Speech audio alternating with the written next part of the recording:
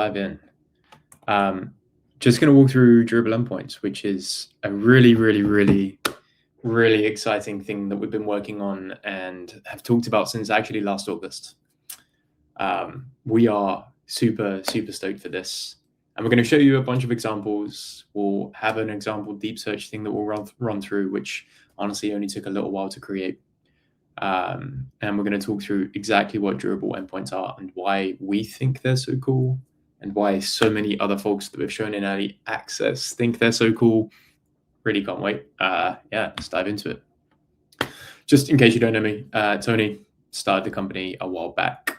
Previously, I used to work in healthcare. We don't have the NHS in America. So I was like, oh, we can improve American healthcare. It was hard. Takes a lot of work, and it's very workflow driven, very event driven, which is where we came up with the idea of Inngest. Essentially, what would have taken us a day using Inngest would take months to build out manually using Kafka, events, queues, that sort of stuff. Ended up building the Inngest APIs based off of our experience working in healthcare. And the aim of Inngest is to allow you to build really complex products without worrying about infrastructure at all, using an SDK, single line of code, and you're good to go. So just quickly talking about the agenda, we've got a few things to run through. Essentially, what are durable endpoints? Why are we talking about them? And how do we get here? Where did the entire idea come from? And then we'll talk through how to build and reinforce APIs using durable endpoints, why it might be a good idea, and some really basic examples to show you the theory behind it. And then we'll talk about how they work under the hood, which is super fun. And I can imagine there'll be a bunch of questions, which we'll run through basically all the talk. There'll be some Q&A at the end, but I'm happy to answer questions as we go. And then we'll talk through an example use case using deep research. And then there's a little bit on roadmap of what we would like to do to add to durable endpoints in the future, which I'm super interested to get your feedback on. And then Q&As. So diving into things. To kick it off, what is durability and why does it matter? I guess like durability to begin with has been retries and reliability, job queues, bull MQ, that sort of stuff. And it's just essentially retries for background jobs. And that's cool and all, but it doesn't necessarily help with all of your application. If it's just about retries and it's just about single jobs, or for example, workflows that run in the background, you're missing out on a lot. You're missing out on a lot of really good things like flow control, in case you want to debalance or throttle or sort of like rate limit your workflows. If you're hitting an API, for example, and you're missing out on a bunch of things with observability. So our views on durability are that you get, sure, all of the retries and the state management, but you also get flow control so that you can rate limit your users' functions to maybe 3 a minute. Or in GitHub's example, if you're using GitHub logs as an API, like 3 a second for each of your tenants. And then you get observability, tracing, metrics, insights out of the box. And again, this is super interesting for building out your core logic. But that core logic has always been for background workflows. And those are async processes that run, not necessarily in the browser, not in response to users' APIs. And workflows are great. We've been doing them for a long time, as have you. But it's half of the product. And the other half of the product are API endpoints that your users use routinely. And those API endpoints should be able to do workflow-like logic, including retries with durability, without breaking. And durability in general is, it's more than async retries, as we talked about, the flow control, all that sort of stuff. And if you're building AI endpoints, which a lot of people are nowadays, you kind of want durability directly in your API endpoints as well. And ideally, you would have all of this without any extra infrastructure. Your API endpoints would work wherever they are, using any framework, on any platform that you're using for compute, with all of the durability built in. And this is kind of important, like if you're doing agentic coding and you're copying and pasting errors from your API logs to solve things, or if you're using webhooks consuming from different services, those webhooks are going to be posted to API endpoints that you host. that should do things reliably. And if you're doing things like product integrations, you're going to want to make sure that your product integrations and on your API endpoints for OAuth or for kind of lightweight product ETL work correctly, on top of all of the AI stuff.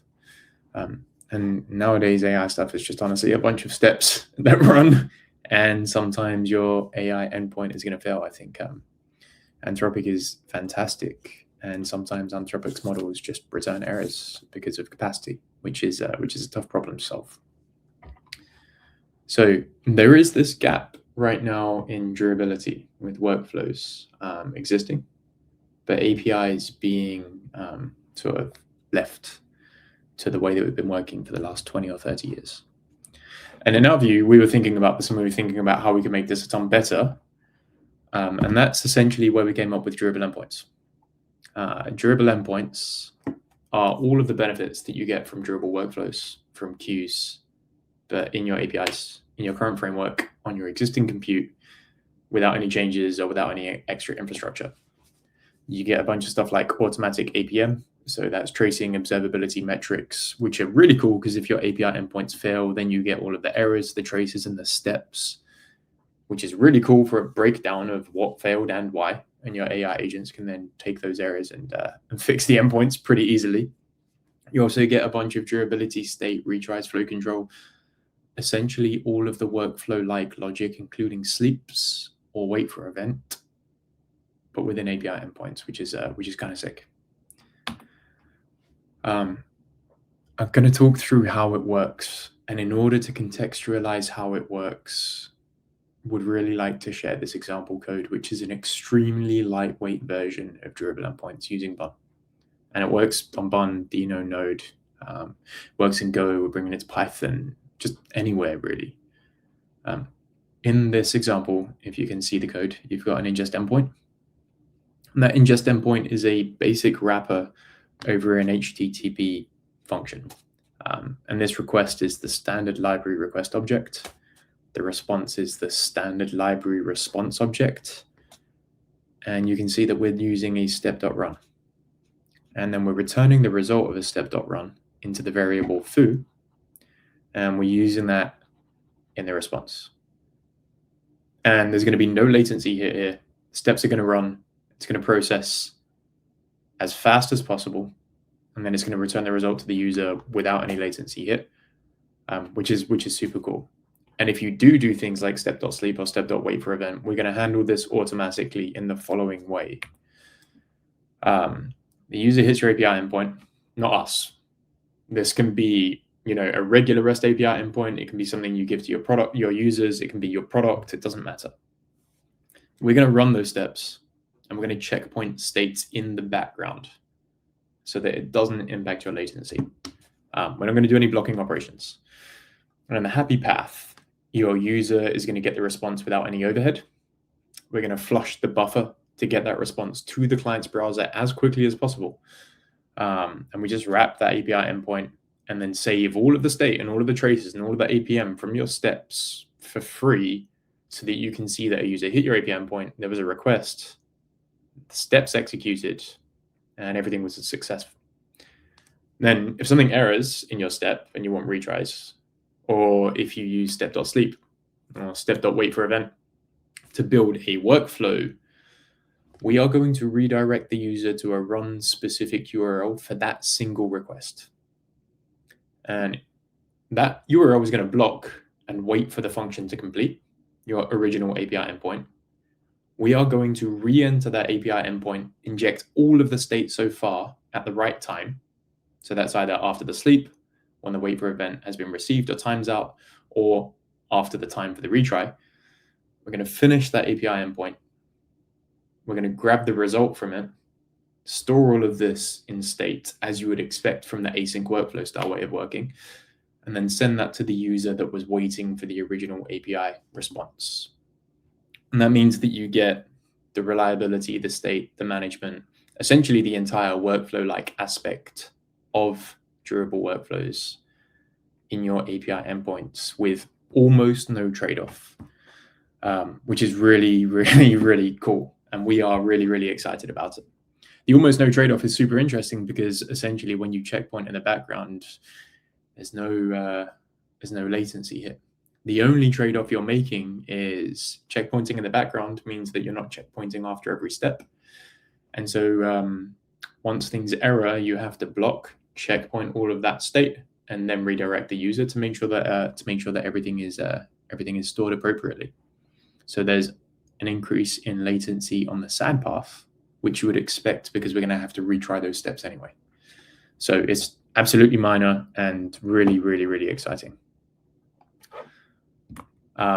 Any questions so far? Cool. We are going to go through a quick setup.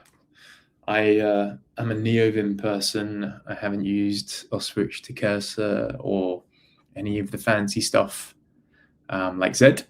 We're going to open up NeoVim and we're going to work through the bun example and show how it works, show you how to get set up from the absolute bare minimum example. And then we're going to talk through it, and then we're going to go into the deep research section. So over here, you should be able to see this code. I'm going to make this bigger. And I'm going to quickly talk through how this works, right? Like you've got your ingest client. You've got your bun.serve with a port, which is the lightweight example because it's built into bun. And you've got some routes. And normally you'll have a request and a response.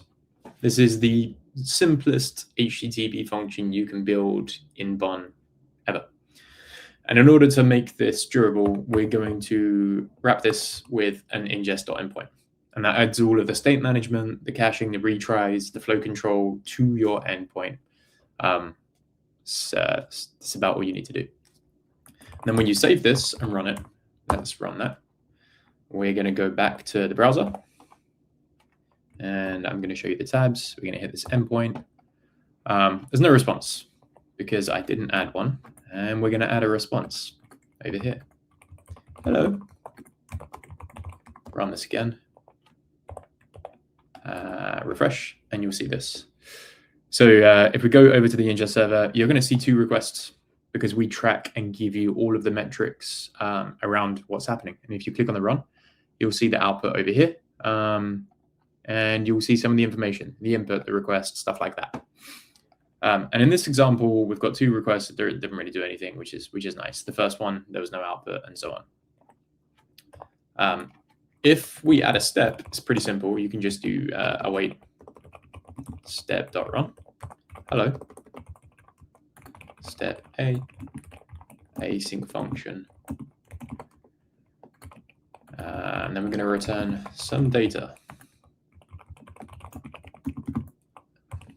And then we're going to add this data to the response. And this is your essential basic ingest steps, which you'll be familiar with if you've used this before. And then if we go back, run this function over here, you'll see, hello, some data. The response is extremely quick. Go over here, hit refresh.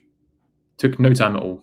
There's no additional latency. And then if we go to the ingest server, click on this, you'll see step A, you'll see the output, and you'll see the entire API response and the lifecycle of your APIs, which is cool because then you get tracing for free, metrics for free, timing for free, real basic APM without doing any work. And that's pretty awesome for essentially understanding anything that happens in your API endpoints. We are going to add a sleep to this. Await step.sleep. And then we're going to sleep for maybe 5 seconds to show you what happens when you go async. And we'll add it after step.run. I should have done a watcher on this. And if we go back to this endpoint and we hit refresh on this, clear this so that you can see how things work, bring this up. If we refresh on this, you can see that we've been redirected. The browser is loading. And then you can see that we return all of this information, including run complete with this data. And this proxy gives all of the raw information as it stands right now about the run. Realistically, in a real API endpoint, you would just return this body with this status. This is here to show you how we work, and I'm going to talk through this now. if we open up the server and go back to our latest function, you're going to see that we had step A run with some data. Then we had the sleep execute, and then we finished the function. When we requested this particular endpoint, the user hit this code, and the user hit this step.sleep, and we redirected the user using a 302 to this particular URL. And this URL is over here. It's at /poll, and there's a run ID and a token. And that token gives the user access to see this specific request's response. And this particular URL in code is what we've specified up here, which is this redirect URL. We redirect the user to this particular URL. Ingest then re-enters the function after the sleep, injects all of the state directly into this API response. We pick up where we left off, which is how you can still see hello with some data. Ingest receives that information over here. And you can see that over here after the sleep. And we send that directly to the user, which is really, really cool, because then you get a whole bunch of workflow-like stuff directly in your API endpoints, as we'd said. Yeah, I really love this. It's amazing. Super, super, super interesting. So this is the basic example. You can sort of see that you can run any steps. You can do step.wait for event. You can do step.sleep. You can do step parallelism. Everything that you can do in regular workflows using regular ingest, you can now do in your API endpoints with 0 latency. This still took 5 seconds, and it was extremely quick. 48 milliseconds end to end, including the HTTP requests. Yeah, it's really, really cool. And building from this, I will go into the deep research example, talk about how it works for something more complex. And I'll share the code, the UI, and we'll walk through how all of this works using essentially 3 things. Ingests durable endpoints, Exa as a web search, and Anthropic to tie everything together with the AI models. So let's quickly run through this. I just quickly want to talk about why we are doing deep research and how it's going to work. There is a planning phase, which will ask what kind of stuff we're researching. It's going to break all of the research topics down into multiple specific requests. It's going to fan out into thousands of topics and thousands of requests using Exa. It's going to absorb all of that information, run specific sub-agents to gather all of the information and contextualize stuff as you would expect from Claude Code, validate the findings, and then give you all of the responses back. We think this is a classic example that pretty much many people do. And it's important because it's a mixture of sync and async. The sync stuff is the AI that kicks things off. It's the chat experience. It's the back and forth between you and the deep research agent. And the async stuff is spawning background agents that go ahead, do all the autonomous work, do a bunch of searching and tying together the context, as you've seen if you're using Claude Code. So this is a pretty solid and good example that you've probably seen before. And so let's go back to NeoVim and get started with the code. Over here in a different tmarks panel, I'm going to quickly open this. And if I go over here, run pnpm dev, we're going to get started on port 3000 using a basic Next app. I'm going to talk through how things work. And first, let's load the code.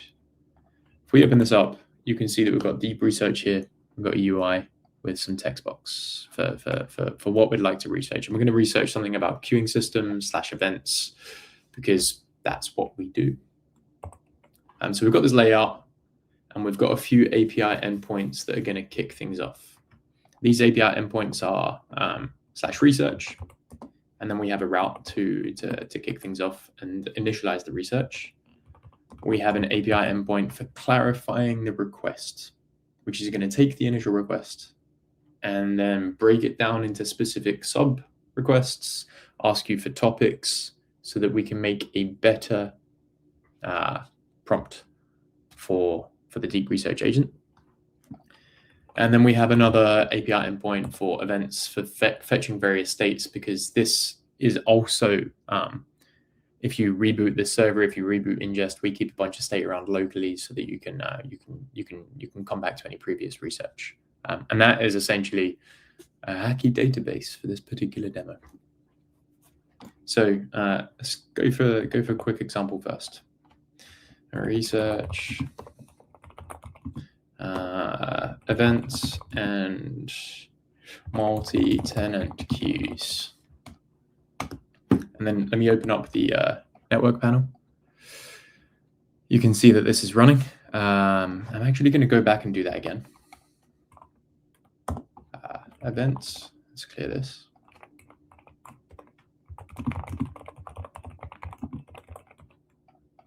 And start the research. You can see this is running. You hit the clarify endpoint, and the clarify endpoint returns some results. The results are just regular API response, and that clarify endpoint is actually a durable endpoint. We go over here, hit clarify. You can see that we're calling ingest.endpoint, and we're wrapping the next request, and we're using steps. So if there's no topic, we're going to return an error, and we're going to use steps to generate clarification questions. And if we go down here, this is literally just a quick AI call to Anthropic, which is going to generate this particular result, this object, and then it's going to return the questions that we'd like to ask. And then after it runs that step, it's going to return a response. So if we go back to our UI, these are the questions that Anthropic would like to ask. What are we interested in? Architecture, implementation strategies, performance optimization, and such. I'm going to move this over to the right so it's easier to see. And you can see this particular preview here. And if we go over to ingest, you can see this question pop up here. Research clarify. We generated the clarification questions. You can see the output from the particular step, which means you get full observability into all of your API endpoints, how AI works within your API itself, any of the tools, any of the steps that you've ran, everything kind of shows up, which is really cool, and really, really good for observability and debugging and local testing, especially good for iteration if you're iterating on AI. Once we've got that, we're gonna ask for architecture patterns, implementation strategies. Maybe we're gonna go for distributed systems alongside message brokers, and we want maybe research papers and implementation details. Since we're going to change this to 2021 plus. Go for the last 4 or 5 years, and then hit start research, which is going to hit this research endpoint, API research. And you can see the durable endpoint sort of run. You can see the information appear. We'll talk through how this works. We'll talk through how to build it, and we'll talk through how this works with durable endpoints in a second. We're going to quickly go back to the ingest server. You can see this particular durable endpoint running. You can see that it's generating a bunch of queries. You can see all of the searches to Exa. You can see the results that are coming through from this research using Exa as an API to make this incredibly simple. And it populates in real time, even if this is a long-running durable endpoint with a bunch of parallel requests, which is super, super cool. So diving into the code,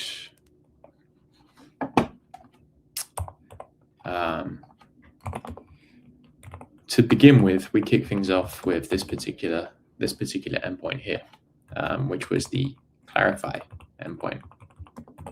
This clarification endpoint is an ingest endpoint that takes this request, and it has a topic, which we then send through Anthropic. Essentially, this is a standard API endpoint that we've added a step.run to so that we can observe the AI call. And if the AI fails, we can retry automatically, and the user won't notice that anything's wrong because the 302 redirect will send them to a new URL, cause is handled, so there's going to be no errors. It's going to wait for this particular response, and everything will just work. which is really, really cool in case your tokens are limited, in case model providers are down. Everything will be seamless. All we've literally added is a step.run, and this generate clarification questions AI call is an Anthropic AI call using the generate object from the AI SDK.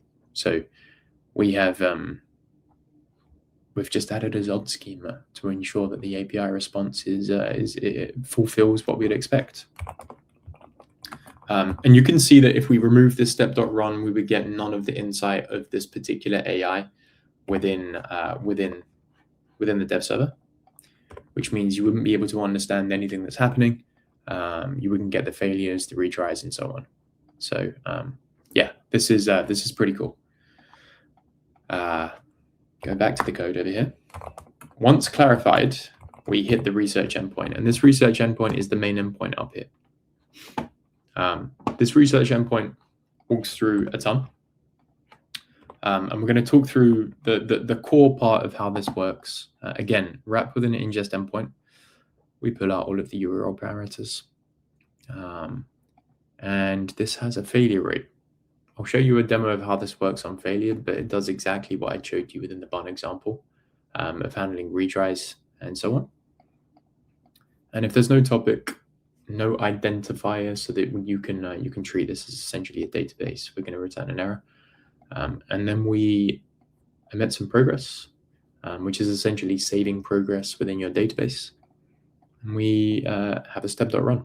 And this step.run gives you all of the observability that you see here from these searches. And you can see that we're generating the search query. And generating these search queries, again, is a really small AI call. You're a research agent. It gives it the current date, gives it the clarifications, and then it asks the user it asks AI to generate a bunch of information for us. This is all cached memoirs over here. I'll show you this information down here. Generate queries. It returns all of these particular queries that we're going to pass through to Exa. Go back to this code. You can see this right here. We're going to save some of this to the database as well, so that you can show progress to your users. And then we are going to call this deep research function, which itself has many, many nested steps. And deep research is going to take each of those queries, these questions that the AI has generated, and it's going to promise.all with step.run search Exa for each of these questions. And it's going to pull all of the questions through to Exa, which is going to return a bunch of sources, which you can see here, search results. And these search results are then going to be filtered, stored in the database via emit progress. And then we are going to push them into a results array, which we use to then extract learnings from each of those particular sources. So you can see here that generate query, for example, the query is multi-tenant event queue architecture patterns, distributed systems, 2024, 2025, 2026. And down here in search, one of these is passed through to Exa as a separate step within your API endpoint itself. If these fail because your tokens are consumed or because your rate limit has been hit, it's going to retry. User won't even know, even if it's a regular API endpoint that just does a fan out to hit many, many, many API endpoints. And this is going to return a bunch of papers. It's going to return a bunch of websites and so on. Essentially, we take all of that information back. It goes into the learn aspect, which is then going to take all of the context from all of the Exa things, condense it down into a bunch of learnings that we then show to the user over here. Let's find out where that is. So once it's finished, it returns all of this information down here, which is pretty cool. Essentially 2 API endpoints and you're done. Even if you have issues, failures, everything kind of restarts. So that's the TLDR. We're going to recurse with follow-up queries. So it's going to do multiple depth search over each of the learnings multiple times. and just call itself over and over again. So this API endpoint runs for a good couple minutes. We can find the actual timing within Inngest's dev server over here. This one ran for 4 minutes, 9 seconds with many, many steps. And the last one generated a report with all of the information from its recursive learning, taking the previous examples and the previous context, going through, generating more questions to figure out what happened. Again, if we take a look at the code, the API endpoint is pretty basic. This is the deep research function. And if we go back to the actual research function up here in route.tx, it's a single get with ingest.endpoint. Steps are automatically stored in async local storage, so you can use them within nested functions and so on. And then we hit some Anthropic API endpoints using step.run for observability, for traces, for retries, for flow control. And then we do the same thing within the deep research function, just calling step.run for every AI call that you're making. Everything works seamlessly. This is essentially how to build deep research using Exa. Real basic. AI call to generate queries based off your topic. Exa to search the web, search archive, all these sorts of resources. Pull back that information, pass this context into another AI agent. Do this in a loop, depending on how many times you want to fan out, and then recurse through each of those trees, and you're good to go. It all works in one simple API endpoint that runs for 4 minutes, and you don't need to think about state or durability. On that note of state and durability, if we just go back to why we've done this,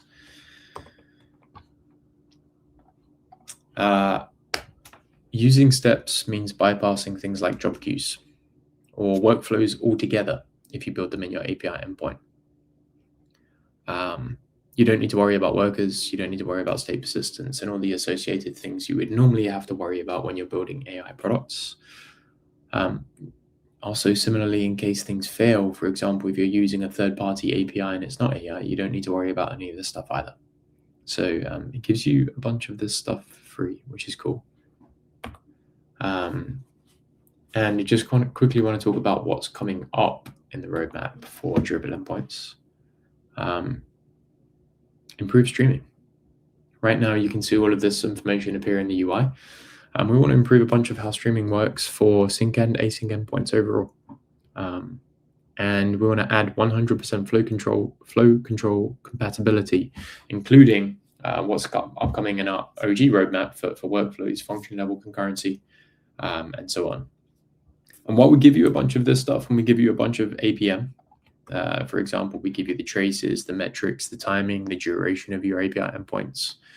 It'd be really cool if we could put this all in dashboards and show you information, insights, alerts on how your API endpoint fails. So the roadmap is pretty stacked. We want this to be something that you depend on. We want this to be something that you can add to basically every API endpoint that you have, so that you can get really, really solid information, build things really quickly without worrying about infrastructure. And then quickly, I know that we've only got 10 minutes left. Q&A. The code is all open source.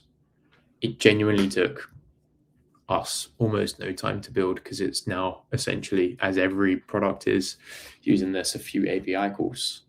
You can go on Inngest Deep Research. It's all on GitHub. You can see everything. You can test this out locally, completely anonymously because of the dev server. You don't need an account. Just muck around with it, see how it works. It's entirely open source as well. The way that it works, the redirects, the logic, the state, the checkpointing, everything is entirely open source, and of course it runs on your own machine, so you have full control of how everything works and the security. There's one thing we didn't touch upon, which is security. Inngest has an end-to-end encryption middleware, and that is really cool. After working in healthcare, we don't want to see PHI. That's pretty cool with API endpoints as well, because if you're handling sensitive data in API endpoints, you can still enable end-to-end encryption. The step and the API response is going to be encrypted. Even when we re-enter that API endpoint, that data is going to be encrypted when it's sent to us. We don't see anything. And then when we redirect the user to your proxy to bypass cores, we redirect and we inject the encrypted state into your API endpoint, which then decrypts it using the decrypted key and then sends it to the user. So we don't see anything if you're worried about security as well, which is super cool. In terms of questions, a quick comparison with a regular ingest call from an endpoint. Main difference is that you can't return stuff once sent to ingest in the regular durable functions. Yeah, totally. I think like I kind of alluded to this in a previous slide, and let me open up that one so that you can see things.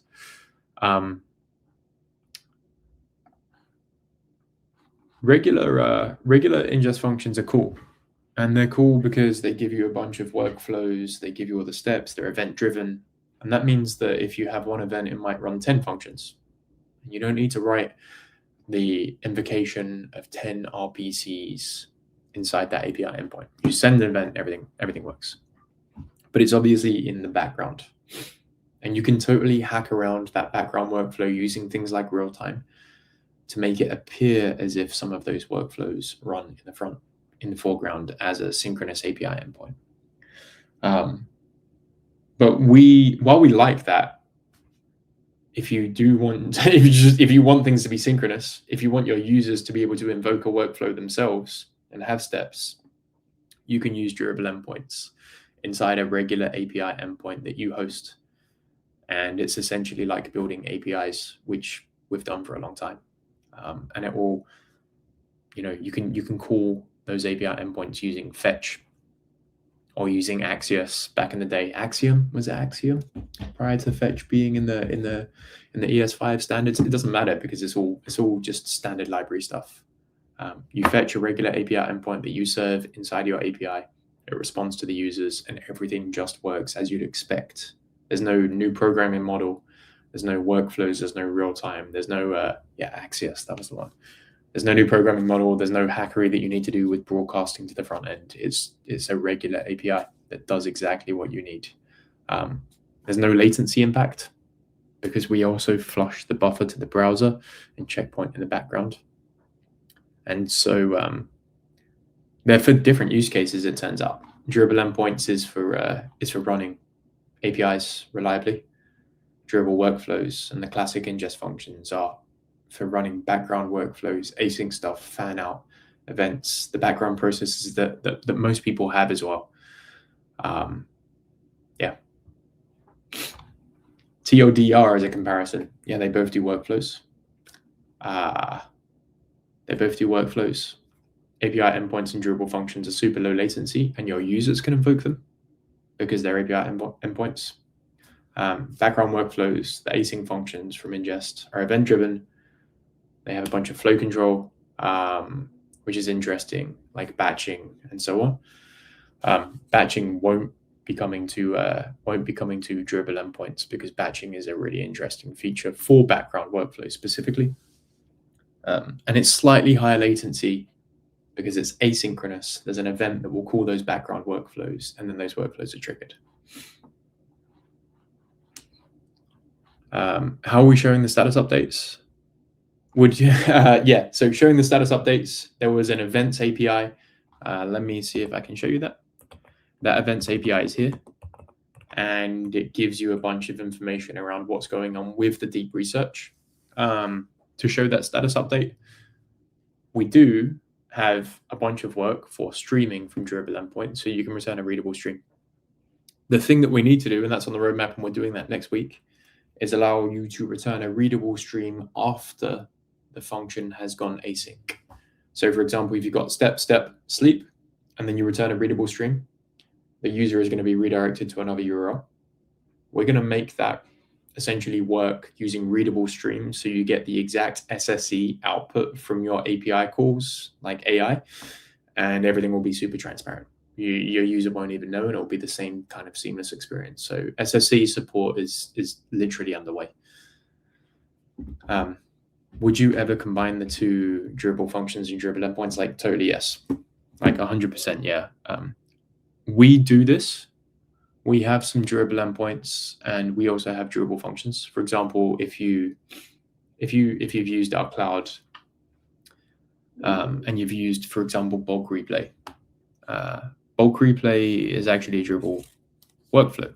It's an async function that will make a SQL query to your ClickHouse data, because we give you ClickHouse and all of your runs and events are stored in ClickHouse.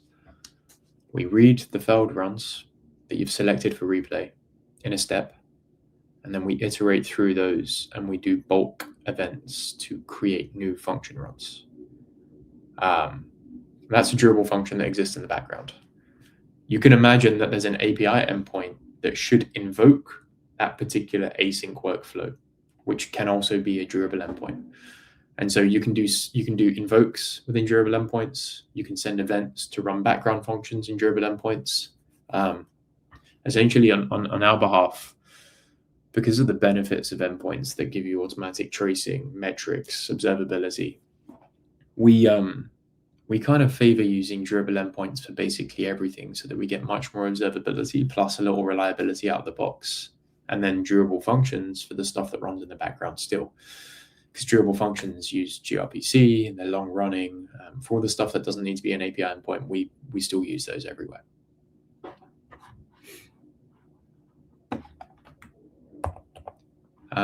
Any other questions?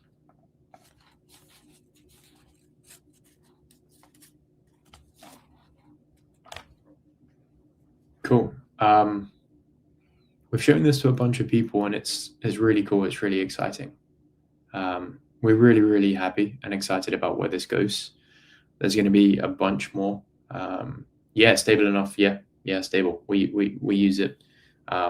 It uses checkpointing, which we released for ingest functions a while back at the beginning of the year.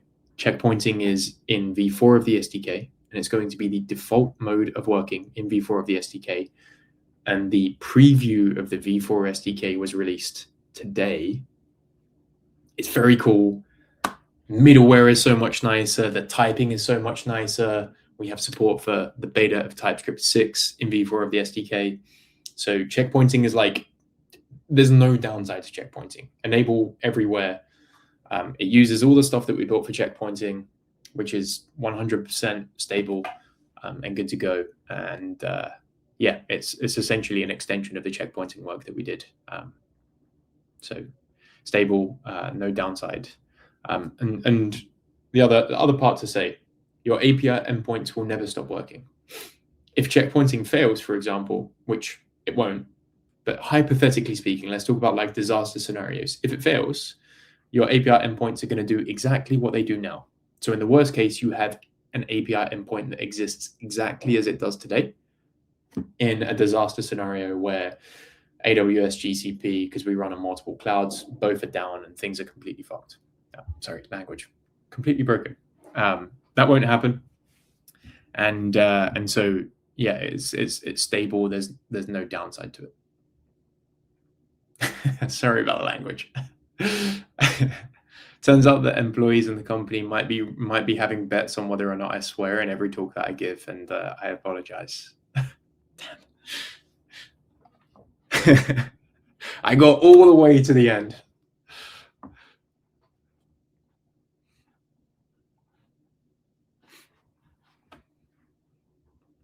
Okay, unless there are any other questions, appreciate your joining, appreciate your looking. We're really, really excited about this. We just want it to be really easy for you all to build products, for you all to build what you need to build, and to make it really effective. So yes, ORPC support for sure. We need to do more ORPC support. Yeah, thanks for the time. I think time is super valuable, so I appreciate your being here. And if you have any questions, feel free to ping us on Discord. Feel free to send me an email, tony@inngest.com. Always around to help. The team love learning what you all have built, helping you build things. So yeah, thank you so much. Take care, folks. Enjoy your weekend. And if it's cold where you're at, stay warm.